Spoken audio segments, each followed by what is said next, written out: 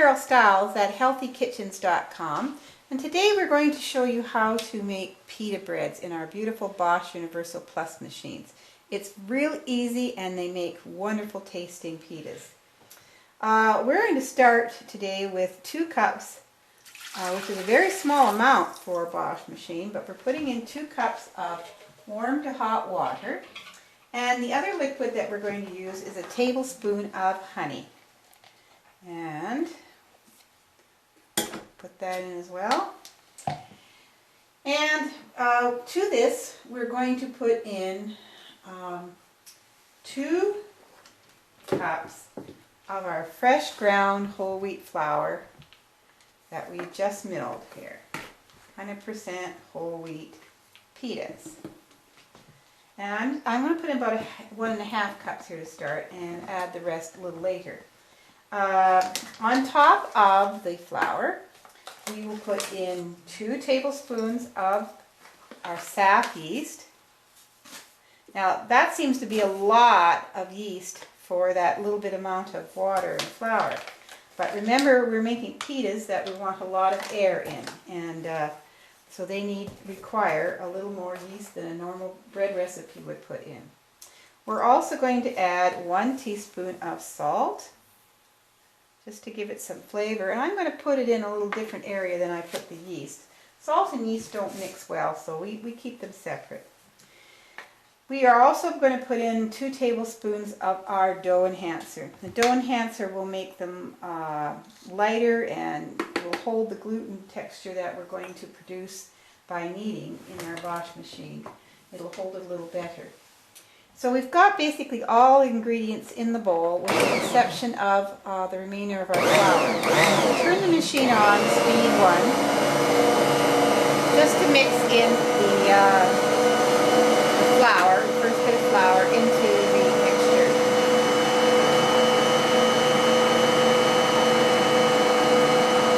Now while it is going, we're going to add the remaining flour until our bowl will clean and the dough will pick and clean the sides of the bowl up. Again, we're using the fresh ground whole wheat flour that we just milled. Now I have to tell you, I mean, we can make the pitas here from scratch, but a lot of times when I'm making my 100% whole wheat bread, I can actually save some of that and make the same pitas out of that flour, that recipe. So you can change your 100% whole wheat bread recipe into many different things, including pitas, and you'll use the same techniques I'm going to show you here. Okay, our dough is just about ready. It's just starting to clean the sides. There we go. Now if you put too much in at the beginning here, what'll happen is it'll just go around and around because we're doing a small amount in a Bosch. When you're kneading a small amount of dough in a Bosch machine, you want to make certain that when you add the flour, you're being light with it. You want to add it till it's just starting to clean the bowl. And that way you're going to get the dough so that it'll drop behind and then be picked up by the dough hook the next time around. Now we let this knead for about 5 or 6 minutes, and then we're going to come back. Our gluten should be developed pretty much by then. We're going to come back and show you how we shape our pita breads and how we treat them from that point on. We've just been kneading our pita dough on speed 2 on our Bosch Universal, and it's been going for about 5 to 6 minutes. And so it is ready now to take out of the bowl. And I have put a tiny bit of oil on my hands because unlike our normal bread dough, pita dough does not like a lot of oil on your counter. So just enough of oil on my hands in order to get the dough out of the bowl without sticking to me.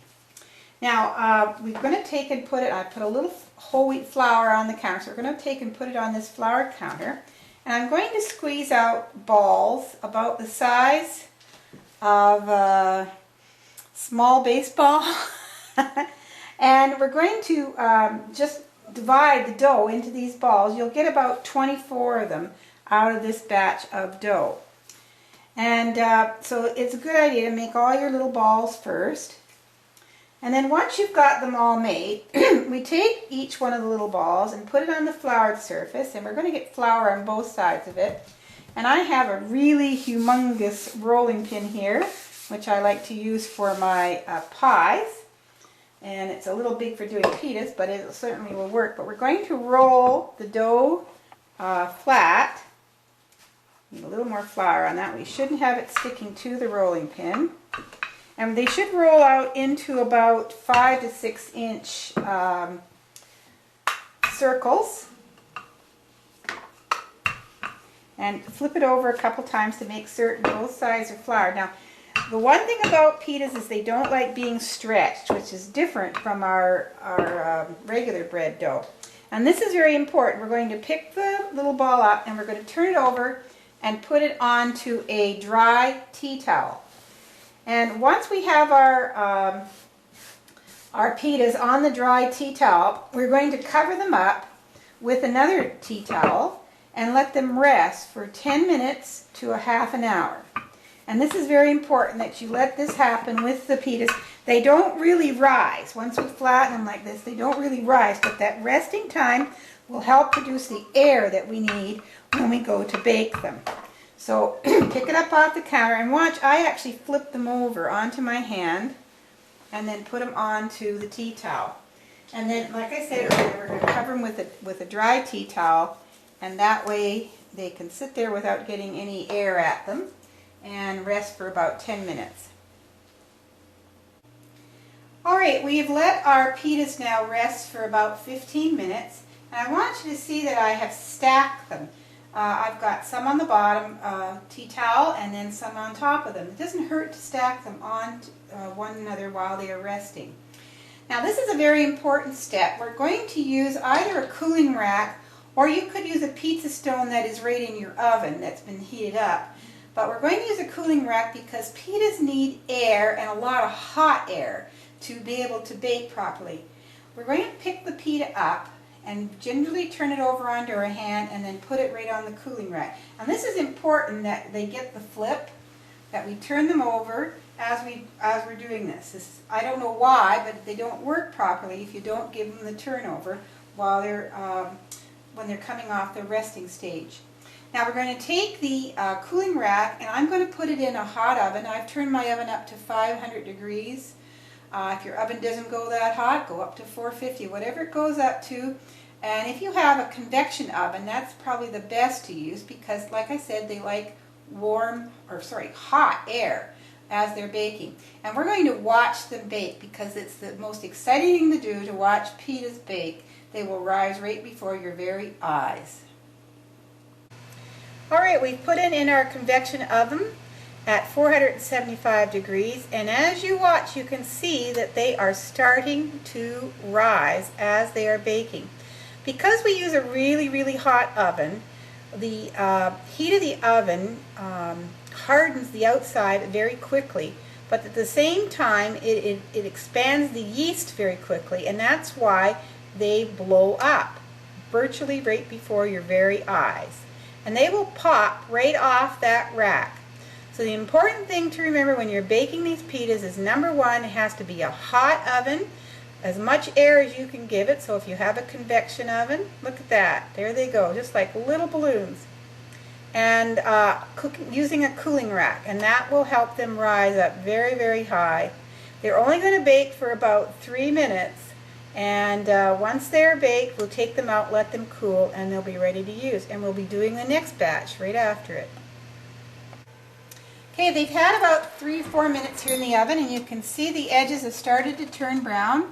So my pitas are ready to take out. I'm just going to hand grab them and take them out. Now I can take the next ones and put them right in on top of that cooling rack.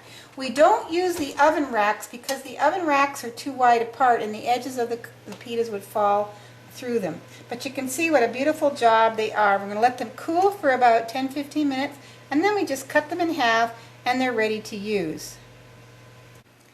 Alright, here's our finished pita breads. I'm just going to take and use a pair of kitchen shears here just to cut them in half.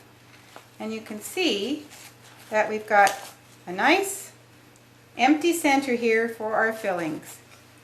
and a really wonderful flavor to them.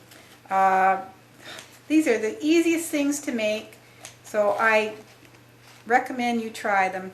And you can try some of our other recipes too at healthykitchens.com.